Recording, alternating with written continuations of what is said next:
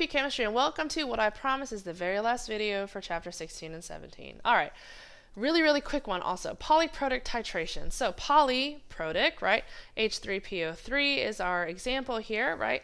Polyprotic just means that we're going to have multiple protons that we're going to take off, right? So here if we start off with H3PO3, right, and then we add some base, we reach an equivalence point, right? Where equivalence point is, again, where the amount of titrant equals the amount of analyte. But here, my analyte H3PO3, then we make H2PO3, right?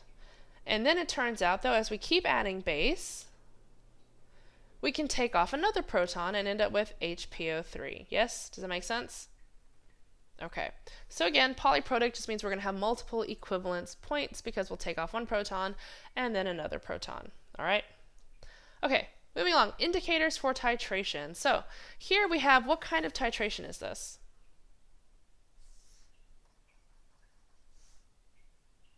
Right, this is a strong base, right? And to it we must be adding some strong acid. Now, that's why we have here, right, really high pH, right? Not a lot of change, long, steep slope for the equivalence point, yes? All indicators of a strong titration, strong base or strong acid titration. In this case, strong base courtesy of the high pH. Now, because this steep rise is so long and spans so much in terms of pH range, right, turns out that the equivalence point is here, but either of these indicators, phenolphthalein or methyl red, would be appropriate for the titration because we simply need something that's going to change color in the window of this steep rise. Yes, does that make sense? We just need something that's going to change color in the window of the steep rise. All right, so that goes here, right? Phenolphthalein or methyl red would be acceptable. Okay, now if we look here, right here we have, what is this?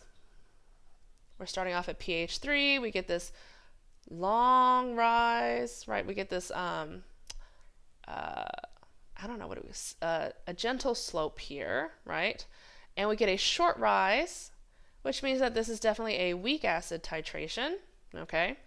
And this is that same weak acid. And again, we're talking about two different indicators, right? Phenolphthalein versus methyl red.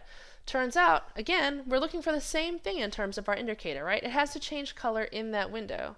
But here, in a weak species titration, that window is smaller, right? Characteristic of a weak species, which means that now only one of these indicators is actually appropriate, right? If we use methyl red, that's not going to be effective for catching this little window of pH change, right?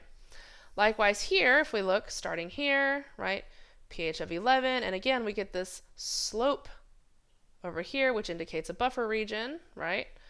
And we get this small window, all of which indicates that this is a weak base, right? And again, same thing. It has to change color in that window. So for this purpose, right, only methyl red would be appropriate. Does that make sense? Right? So when we're picking an indicator, like a color change indicator, it has to coincide with the window of our equivalence point. Yeah? Of the steep rise marking our equivalence point. All right. Thank you for listening. Be good, and I will see you soon. Bye.